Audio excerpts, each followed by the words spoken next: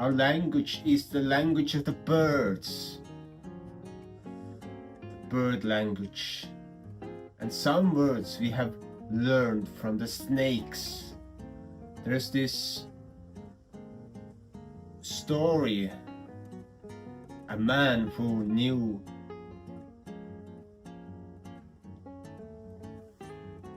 the words of a snake. Man who could speak the worm tongue. how it's called, the snake tongue. That's a story.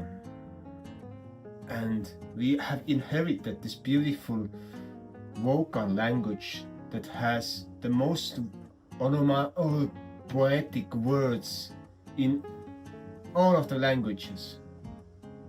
We have so many words for the things that are happening in the nature, mimicking the natural sounds. And I reckon that's because it is the language of the birds.